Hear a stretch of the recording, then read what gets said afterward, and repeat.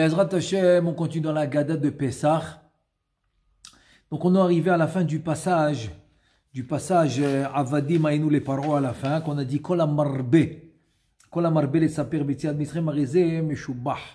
Tout celui qui raconte le plus possible la sortie d'Égypte, il raconte les 10 plaies, il raconte tout ce qui s'est passé en Égypte, il raconte plus d'explications approfondies, etc. Donc il n'y a pas de limite. Il n'y a pas de limite. Arizeh Meshubah, il va être loué. Maintenant, il y a un gaon, il s'appelait Rabbi Yitzhak el-Hanan Zatzal. Est-ce qu'on peut Oui. t'inviter quand quelqu'un lit, Oui. il explique parce qu'on est Très bien, très bien. Ouais, très bonne question. Très bonne question. Maintenant, quelqu'un qui ne peut pas lui-même lire. Ok? Il ne peut pas lire. Les femmes, par Ou, exemple. voilà, les femmes. Il ne peut pas lire, ou il ne comprend pas, ou etc. Ou il n'a pas tellement de connaissances. Oui. Est-ce qu'il peut s'acquitter par quelqu'un qui est en train de lire et en train d'expliquer? Et il comprend ce qu'il dit, évidemment. On parle d'un cas qui comprend. Donc, il comprend ce qu'il dit, il lit, il est bien sûr qu'il s'acquitte. Ça s'appelle Shomer Kaoné, celui qui écoute le récit de la Gada, il s'acquitte de cette mitzvah. Donc, c'est pour ça que si lui-même, il n'a pas tellement d'explications, donc il va faire à tout prix, il va faire en sorte qu'il va être avec quelqu'un qui connaît. Donc, il va pouvoir écouter le plus possible. C'est pour ça qu'il y en a même après le Seder, quand ils ont tout fini, et mon Aguide, il n'est pas encore fatigué, parce que c'est un soir où le Shulchan Aruch, il dit que tu dois continuer à réciter le récit de la Haggadah, même après le repas, même après le 4e vers, même après la Fikoman, même après le Birkat Hamazon, après le Hallel, tout. Et tu n'as pas encore sommeil. Donc le Shulchan Aruch, il te dit, tu dois continuer à réciter jusqu'à que tu t'endors. Tu continues. Bon, c'est pour ça qu'il y a beaucoup de rabbanim qui organisent des cours toute la nuit. Toute la nuit pour ceux qui ne sont pas fatigués. Et donc, ils ont une mitzvah de continuer à réciter jusqu'à qu'ils sont fatigués. Et donc, il peut aller écouter. Voilà. Donc, en écoutant de quelqu'un d'autre, c'est sûr qu'il va s'acquitter. C'est sûr. Quand une femme, elle lit, et elle explique, est-ce qu'on est acquitté aussi? Aussi, parce qu'elle aussi, elle est chayevet, oui. Parce qu'elle est là, oui. et des fois, tu regardes de travers, elles veulent ce soir, elles veulent vraiment... Tu comprends comment elles sont? Oui, c'est pas maintenant. Je vais te dire, c'est ces questions. Est-ce que celui qui est chayav, qui est obligé de la mitzvah, Oui. c'est lui qui peut acquitter l'autre. Maintenant, ce soir-là, la femme aussi est chayevet et obligée de faire la mitzvah. Okay. Comme elle est obligée de faire la mitzvah, elle peut acquitter, bien sûr qu'elle peut acquitter. Donc si maintenant, la femme, elle va faire, maintenant il y a les petits-enfants. Oui, les petits-enfants Le mari va faire une partie, la femme elle fait une autre, et les enfants, ils écoutent. Bien sûr qu'ils s'acquittent. Okay. Bien sûr qu'ils s'acquittent, il n'y a aucun souci, parce qu'elle aussi, elle est obligée de faire la mitzvah. Donc, quand elle va raconter, elle va aussi acquitter ceux qui l'écoutent. Absolument. Donc, Rabbi Yitzhak el-Hanan, il a fait un diouk, il a fait une déduction. Il a dit, Dikdek bema shamru, dans la Haggadah, c'est écrit, Kol amarbe, les saper, bitiad mitzrayim arizeh meshubah. Meshubah, c'est au présent. Il est loué au présent. Ça devait être écrit au futur. Oui. Tout celui qui va raconter le plus possible, il va être loué. Tu devais dire arizeh yeshubah. Yeshubah. Yeshubah, c'est au futur. Velo amrou yeshubah au futur. Il dit Rabbi Yitzhak el-Hanan, un truc incroyable. Puisque la Haggadah l'a dit au présent, donc il te dit mashma shegvar ou meshubah mfuar. Au moment où tu racontes, tu es déjà loué. C'est pas au futur. C'est pas style maintenant, j'ai fait quelque chose, je vais recevoir les récompenses après. C'est comme maintenant quelqu'un il t'emploie, tu veux un travail, et tu viens pour travailler, il te dit écoute, fais-moi tel et tel travail, je vais te payer. Il parle au futur. Oui. Il te paye pas pendant que tu travailles, il te paye après, selon le travail que tu auras fait. Ici, il te dit non, pendant que tu parles, tu es loué, tu es meshubah, au présent. Très beau. C'est, d'habitude, c'est pas comme ça. C'est que la récompense, elle vient après. Là, il te dit non, pendant que tu parles, tu as déjà un statut de quelqu'un qui est loué. Meshubah, au présent, pas au futur. Veisbir, il a expliqué maintenant. Veisbir zot bederech mashal. Donc, pour expliquer ça, il a amené un très beau mashal. Un mashal pour expliquer que c'est au présent, c'est pas au futur. Il a dit Pa'am achat nitrefa oniya nos'im bayam. Donc une fois, il y a un bateau qui s'est pris dans une averse dans la mer, dans un orage.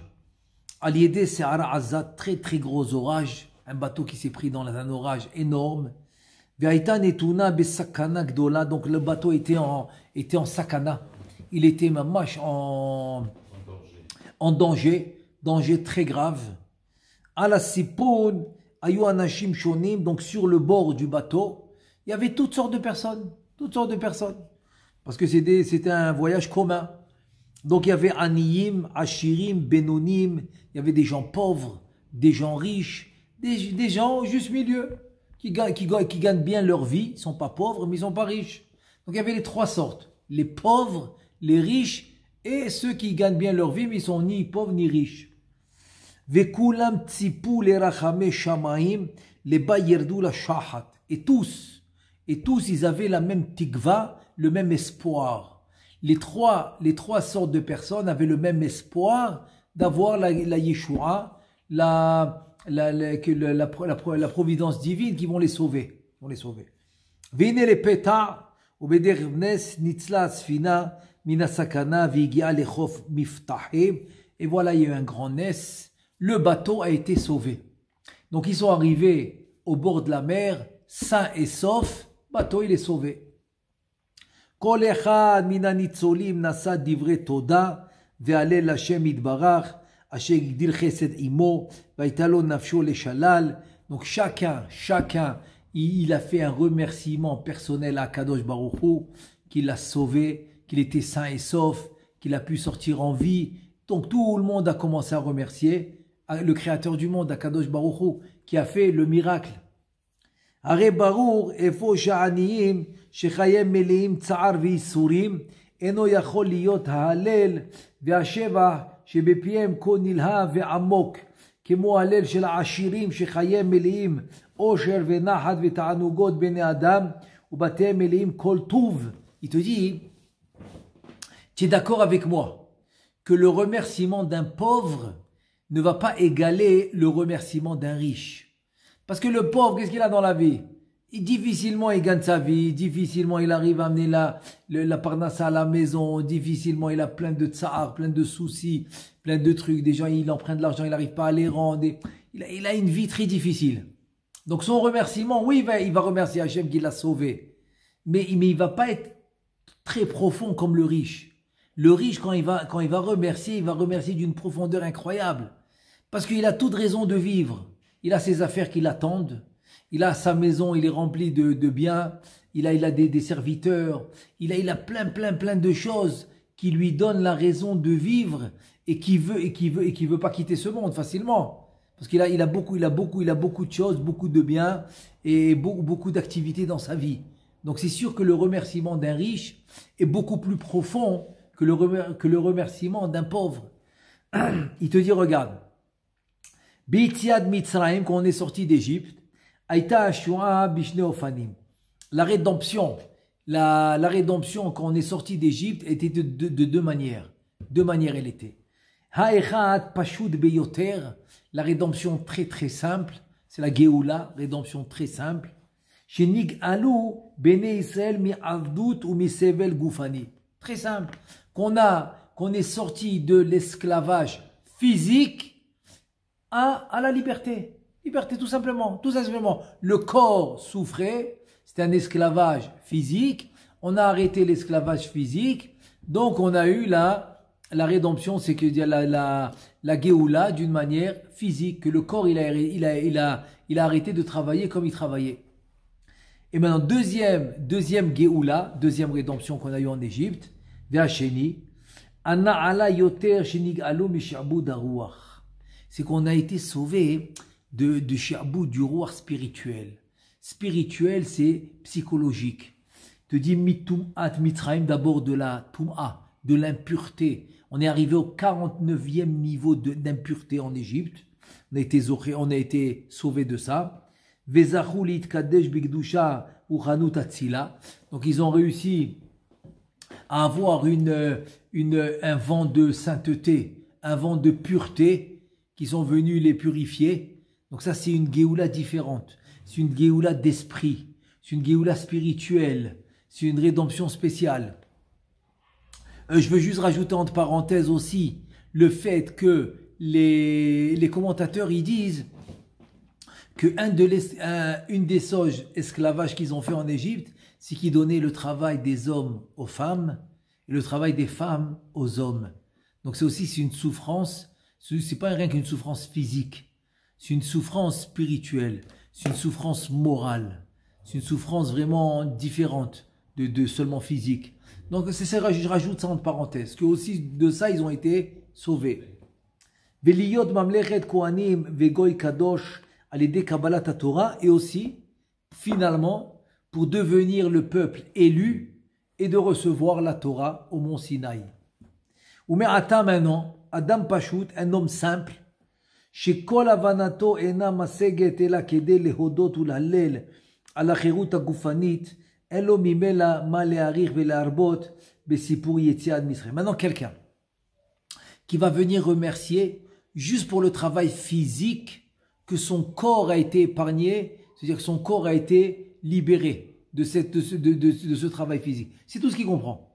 Pour lui, Yetziat Mitzrayim, c'est seulement cette liberté du travail physique. Donc, combien il va allonger le récit de la sortie d'Égypte? Combien il va faire? Combien il peut allonger là-dessus? Toujours, il va être limité dans ça. Vedayoloma kemo shamru bagmara.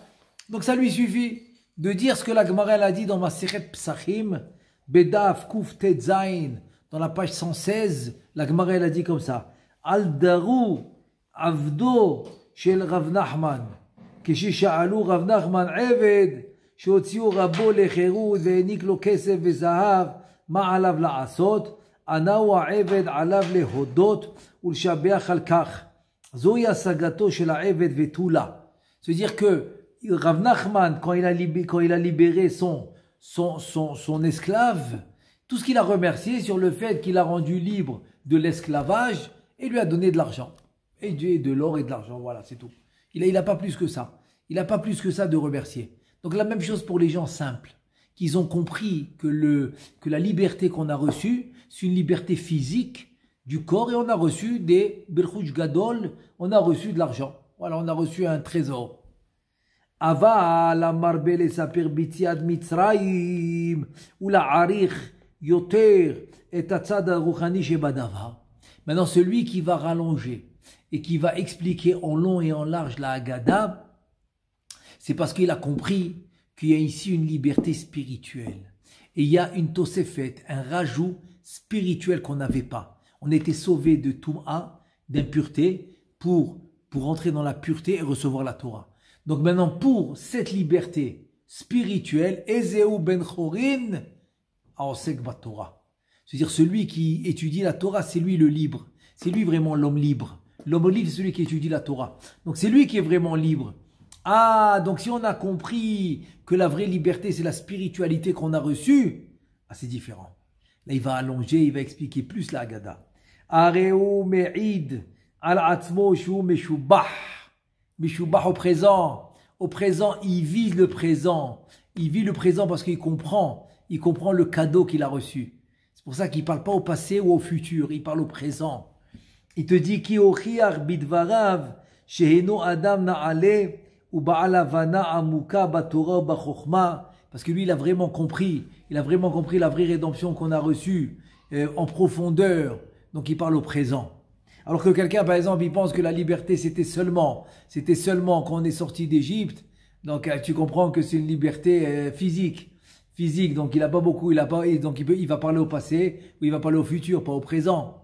Tu as compris? Donc, si tu as compris vraiment ce qu'on a reçu, le fait qu'on est devenu le Am Kadosh, Goy, c'est-à-dire on a eu le peuple élu, Kadosh Baruch Hu, il a voulu nous mettre, nous choisir comme peuple.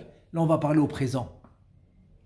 Ad she'avanato maseget lehodot ulhalel bimyuchad ala teshu'a ruchanit shel yetziat Mitzrayim velachen ne'emar alav harezeh meshubach.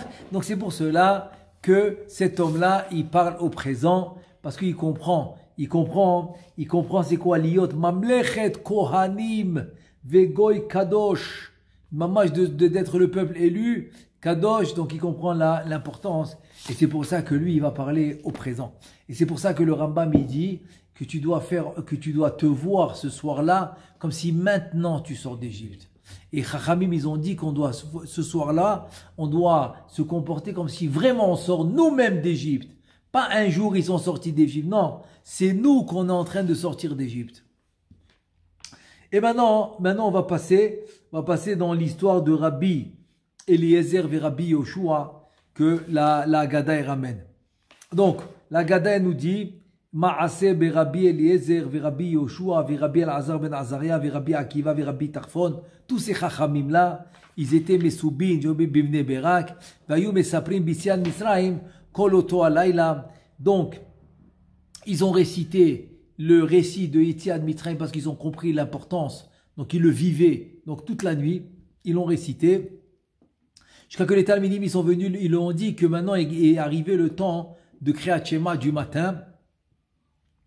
Et donc, il fallait qu'ils s'arrêtent. Il fallait qu'ils s'arrêtent parce que le Kriyat Shema du matin est arrivé. Donc, il fallait qu'ils s'arrêtent pour maintenant aller prier. Donc, en deux mots, c'est quoi cette inyan de Shahrit? Pourquoi ils sont venus dire qu'ils auraient pu dire, ok, maintenant, Alot HaShachar est arrivé. Il faut se préparer. Non. Il te parle, Igiazman Kriyat Shema shel Shahrit. Pourquoi Dafka il a parlé de Shahrit? Alors, on va essayer d'expliquer selon une Gemara dans Brachot. Et là, il dit comme ça. Il dit sur ce que la Haggadah elle a dit. La Haggadah elle a dit que Rabotenu Igia Azman Kriyat Shema Shel Shahrit. Il nous dit que on peut expliquer selon la Gemara, c'est une Gemara dans Brachot, la page 8, Dafret Amud Bet. Rabbi Shimon ben Yochai Omer. פעמים שאדם קורא קריאת שמע, שתי פעמים ביום אחד. אחת קודם הנץ החמה ואחת לאחר הנץ החמה, ויוצא בהם ידי חובה, אחת של ילייה ואחת של יום. Ça veut dire que des fois, l'homme, il était honnête. Il a eu un imprévu, donc il n'a pas pu faire Arvit toute la nuit. Et c'est quand le moment ou bien il a oublié, il est parti dormir.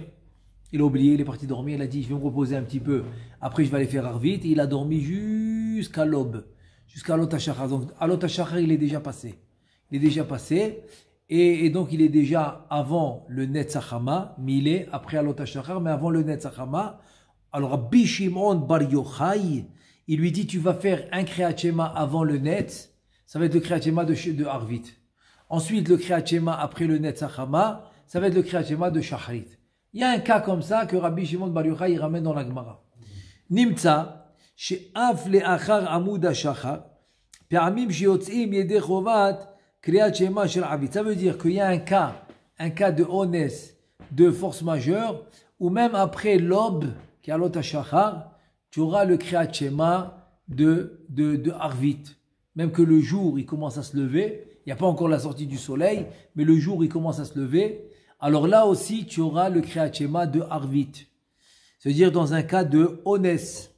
Comme le Shulchan Aruch, il a dit dans Siman Resh Lamed He, dans le Siman 235, Seif Dalet.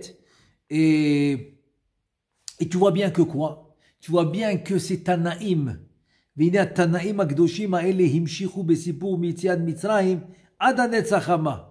Ils ont continué de raconter la sortie d'Égypte jusqu'au net. Migodel chavivut ha mitzvah be'enei kocham. C'était tellement été importante la mitzvah pour eux. Ils ont fait le récit d'Égypte jusqu'au net.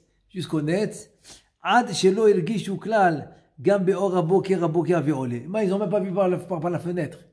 Ils ont même pas fait attention par la fenêtre qui faisait jour. Te dit velachen ba'u talmidim v'amru lahem. C'est pour ça que les talmidim ils sont venus, ils ont dit écoutez, rabotenu igi azman kriyat shema shel shachrit. Ça veut dire que maintenant le kriyat shema qu'on doit faire maintenant c'est shachrit. Anetzachama zotomet anetzachama she'az en shum makom li kriyat shema shel arvit klal. Ça veut dire que maintenant la mitzvah elle est finie. Elle est finie parce que la mitzvah elle est la nuit. Si maintenant le kriyat shema de shachrit est arrivé, donc tu peux plus maintenant faire le kriyat shema de Arvit. Donc ça veut dire que on a passé le temps qui est avant le Netzachama. Donc on est maintenant le jour selon toutes les opinions.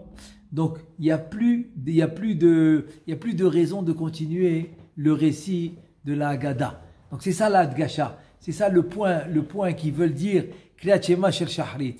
Qu'on ne parle pas d'un cas où ils sont venus les arrêter par exemple à l'aube, à l'Ot HaShachar. Non, ils ont venu mamash après le Netzachama. C'est incroyable cette histoire. C'est-à-dire qu'ils n'ont même pas fait attention à la lumière qui venait des fenêtres. Même pas tellement ils étaient pris dans le Sipour, dans le récit de la sortie d'Égypte. Ensuite, maintenant, on a le passage de Rabbi Elazar ben Azaria. Amar Rabbi Elazar ben Azaria, Areani keven shivim shana, velo zachiti j'étais amer yetziat mitzrayim balelot. Après il dit, Ad shederasha ben zoma. Ad shederasha ben zoma, sheneemar, למען תזכור את יום צאתך מארץ מצרים כל ימי חייך. Donc c'est aussi la Masechet Brachot que il n'a pas compris que tu dois mentionner Yetziat Mitzrayim la nuit. Par exemple dans Kriyat Shema, tu le dis, jusqu'à que Ben Zoma il a dit la drasha. Il savait pas d'où ça venait de la Torah, que tu dois mentionner l'Yetziat Mitzrayim, la sortie d'Égypte, et la nuit et le jour. Le pasuk qui dit Kol Yemei Chayecha Hayamim. Ok, Kol, le mot Kol vient rajouter la nuit. Yemei Chayecha Hayamim, c'est le jour. Kol Yemei Chayecha, c'est Alelot. Et les Chachamim, ils ont une autre dracha. Yemei Chayecha, c'est Olam Hazeh, ce monde-là. Kol Yemei Chayecha, c'est Avilimot HaMashiach. Ça va être le Be'ezrat Hashem au temps du Mashiach. Donc de là, Rabbi Elazar ben Azaria, il a eu la dracha. Pourquoi on doit mentionner Yetziat Mitzrayim aussi la nuit. Et là maintenant, on va ramener une autre Gemara dans Brachot, dans la page 28.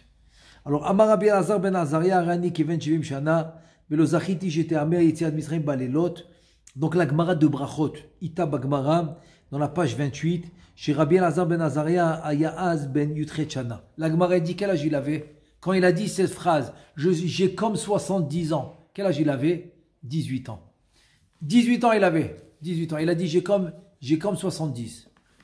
Alors, et il y a eu un Nes, comme il a été nommé Nassi, à la place de Rabban Gamliel, et donc il y a eu un Nes, Vitrachish le Nisa, Veadru, le Temane Sare Dare Chivarta. Donc il a eu 18 lignes de lignes dans sa barbe blanche, alors qu'il avait 18 ans. 18 lignes de poils, seva de blanche dans sa barbe, pour qu'il montre, c'est-à-dire qu'il présente comme un chacham qui est âgé, alors qu'il avait que 18 ans. Vainu d'Amar Rabbi Elazar ben Azaria, Arani ke ben shivim shana. J'ai comme 70 ans, vélo ben shivim shana, mais j'ai pas vraiment 70 ans. Maintenant la question elle se pose, les chora cachés, quoi? C'est quoi la question? Shima ya'odenu tsa'er le yamim ben yutret shana, mazu she'ela al kilo zachash ta'ameh yitziat mitzrayim balelot. Attends, il avait que 18 ans. Il se plaint, il comprend pas. Quoi, j'ai déjà 18 ans et je connais pas encore la dracha, qui est la dracha qu'on doit dire Yetziat Mitzrayim la nuit. Tu as compris la question? Mais attends, tu as que 18 ans, calme-toi. Ça va, tu vas continuer à étudier, tu vas savoir. Pourquoi il est tellement étonné qu'à 18 ans, il connaît pas la dracha? Combien de Bachourim à 18 ans, ils connaissent pas beaucoup de choses? C'est quoi le problème? Te dis, alors, Rovayamim Yagidu Chochma, c'est-à-dire avec le temps, tu vas l'étudier. Pourquoi tu es étonné que maintenant à 18 ans tu ne sais pas? Alors maintenant en fait on peut expliquer comme ça. Vénéré. Le Rambam dans le Pirush HaMishnayot il a écrit la chose suivante. Areani keven shvim shana shaya marbe likrot velishnot beatmada rabba yom valayla. En fait lui pourquoi il a dit j'ai comme 70 ans? Parce qu'il étudiait jour et nuit. Se dire un jour pour lui c'est comme le double. Jour et nuit il étudiait. Adasher tashash kocho venizreka boseva vechazar liot kezaken ben shivim shana. Tellement il étudiait jour et nuit qu'il a affaibli son corps. Donc il avait l'air comme un vieux. Tellement il a étudié jour et nuit, il a affaibli son corps comme un vieux. Il te dit vaya atrala taseva birtono. C'est comme si maintenant il a amené sur lui kaviachol la vieillesse, tellement il a forcé dans le limoud jour et nuit. Donc il s'est affaibli. Et là il a dit, Vezeu Shamar Ariani Kebet Shvim Shana Merov Shkida Batora. Tellement j'ai étudié la Torah jour et nuit, donc je suis comme un homme de 70 ans. Parce que j'ai pas arrêté une seconde, j'ai pas arrêté. Laila Kayom Ya'ir, Kachashecha Kaora, la nuit est comme le jour comme la nuit, je dirais pas de différence pour lui. Jour et nuit. Ve'im Kolze, Lo Zachiti j'étais Amer Yetziat Mitzrayim Balelot. Quoi, avec tout ce limoud que j'ai fait jour et nuit, je connaissais pas encore la dracha. Pourquoi on doit mentionner Yetziat Mitzrayim la nuit? Venir chez Mikan, Yatzalo Davar Ze la Rambam Anal, Uma Shamu Bagmara, Vitrachish Nisa Hainu al Ribu Yaseva, qui kede Yutred Dare Chivarta, Aval Atchalat Aseva, Naaset al Yede Yigiato Shkidato Ka'amur. Donc en fait c'est comme ça, c'est que le début de la Seva, en fait il a fait parce qu'il a étudié jour et nuit. Mais le Nes, c'est quoi le Nes? Le Nes en fait, c'est qu'il a eu les poils blanches. Ça, c'est le Nes. Pour qu'il soit accepté au public comme un chacham qui est âgé. Parce que c'est sûr, un chacham qui a la barbe blanche, il se fait plus respecter qu'un petit jeune. Et là, voilà. Maintenant, il y a le Harizal. Le Harizal, il dit pourquoi Rabbi El-Azhar ben Azariah, il dit j'ai 70 ans. Quel rapport? Le Harizal, il dit un truc incroyable. Le Harizal, il dit que Rabbi El-Azhar ben Azariah, c'était le Gilgul de Shmuel Hanavi. Maintenant, Shmuel Hanavi, à quel âge il est niftar? 52 ans. 52 ans. Tu rajoutes les 18 ans de Rabbi El-Azhar ben Azariah, qui était le Gilgul de Shmuel Hanavi, tu obtiens exactement 70 ans. Tu as compris? C'est ça, Réani Kevin Chim Jana. 18 ans, moi j'ai. Je suis le Gilgul de Shmuel Hanavi qui a vécu 52. 52 et 18, ça fait exactement 70. 70. Et regarde dans ma Sechet Ta'anit aussi, chez Av Shmuel Kaptsa Alav Zikna Shelo Bizmana, Shmuel aussi la même chose. Shmuel dans la Gemara la même chose. Aussi il a eu la vieillesse un peu tôt comme Rabbi El-Azhar ben Azariah. Mais le Harizal il dit parce que c'était le Gilgul de Shmuel Hanavi. Donc Rabbi El-Azhar ben Azariah 18 ans, Gilgul Shmuel Hanavi qui a vécu 52, ça fait, c'est pour ça qu'il a dit à Réani, Keven Shivim Shana, donc il a mentionné spécialement les 70 ans. Baruch Adonai Le'olam, Amen ve Amen.